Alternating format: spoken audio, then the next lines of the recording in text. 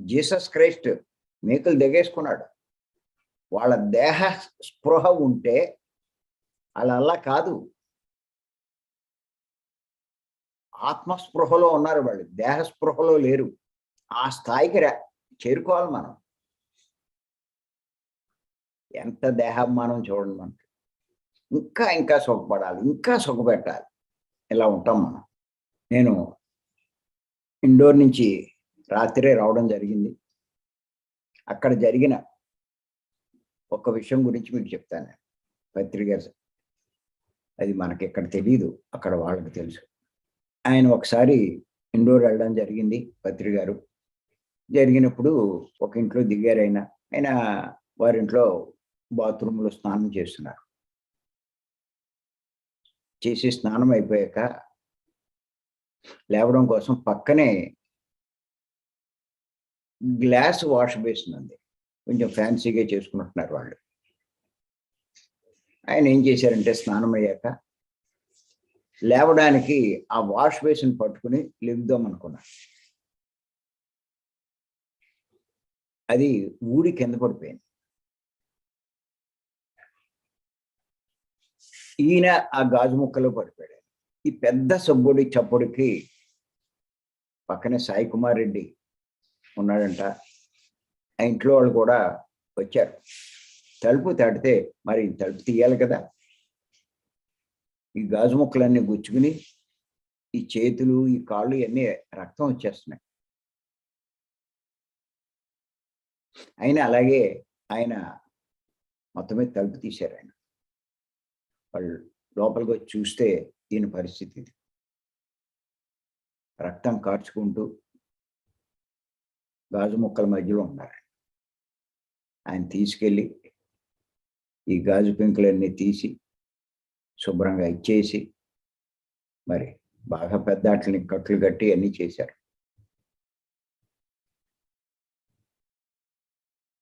నిజంగా అలాంటి పరిస్థితిలో ఓ 2-3 రోజులు రెస్ట్ తీసుకోవాలి. కానీ ఇది 6ంటికి జరిగింది. 7 గంటలకు క్లాస్ ఉంది. ఇంత జరిగినా కూడా దేహం ఎంత బాధపడుతున్నా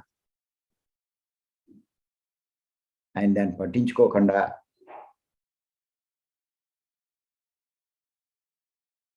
క్లాసు చెప్పడం జరిగిందంట. ఆయన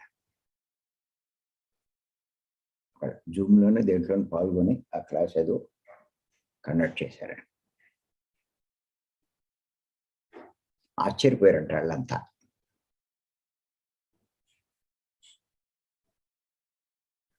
ఏ ఇంట్లో జరిగిందో ఆయనే చెప్పారు నాకు. పత్రిక గారు అంత గొప్పవారని చెప్పేవాళ్ళు చెప్పడం జరిగింది. ఇంకా స్థాయికి వెళ్ళిన వాడి పరిస్థితి అలా ఉంటుంది. దేహాన్ని పట్టించుకోరు.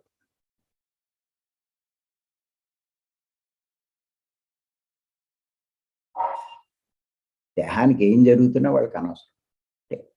ఎన్ని పరీక్షలు వాళ్ళకి. వాళ్ళకి ఏదో కర్మలు అనుకున్నాం. కర్మలు కాదే, పరీక్ష. వాళ్ళు ఆ స్థాయికి చేరుకున్నారు లేదా తనకు తాము పరీక్షించుకుంటారు అంట. మరి ఇలాంటివన్నీ కూడా దేహాభిమానం లేని వాళ్ళకే ఉంటుంది. ఈ స్థితులన్నీ దేహాభిమానం లేని వాళ్ళకే ఉంటుంది. అలా కాకుండా రోజు శరీర స్పృహతో జీవించే మనుషులకి ఆత్మజ్ఞానం అందదు. ఎవరైతే శరీర స్పృహతో జీవిస్తారో వాళ్ళకి ఆత్మజ్ఞానం అందదు అని చెప్పి అష్టావక్రుడు బోధించడం జరిగింది, చెప్పడం జరిగింది. మీకు జ్ఞానం వచ్చింది అంటే మీకు శరీర స్పృహ ఉండకూడదు. అవధూతలాగా ఎక్కడో మురికి కుంపల్లో మురికి దాంట్లో ఉండక్కల. పత్రిగారు లాంటి వారు నీవున్న ఆ సందర్భం వచ్చేసరికి శరీరాన్ని పట్టించుకోరు వాళ్ళు. ఆ బాధ కానీ ఇది కానీ వాళ్ళకి ఏమి ఉండదు. మనం అనుకుంటాం అయ్యి బాబోయ్ అనుకుంటాం, దాన్ని పట్టించుకోరు. కర్మలు లేకపోయినా నేచర్ మనకి పరీక్షలు పెడుతూ ఉంటుంది. ఇలాంటి కొంతమంది కర్మలు అనుకుంటారు. కర్మలు కాదు. జ్ఞానం పెరిగే కొద్దీ శారీరక స్పృహ తగ్గిపోతూ ఉంటుంది. అదే మీకు మొట్టమొదటి తర్కాణం. భోగించాలని, ఏదో సంపాదించాలని ఇలాంటివి ఏమి ఉండవు. ఉన్నదాంతో సంతృప్తి పడతారు. ఆశపడరు, ఆశించరు. దీనికోసం ఆశించాలి, శరీరం కోసమే. వాళ్ళు ఏదో ఇవ్వాలని, వీళ్ళు ఏదో ఇవ్వాలని అనుకోరు. నేను ఇంకా ఏదో సంపాదించాలని అనుకోరు. చేయవలసిన పనులు చేస్తారు. మరి ఆత్మజ్ఞానం పొందేవారి లక్షణాలు ఇవి.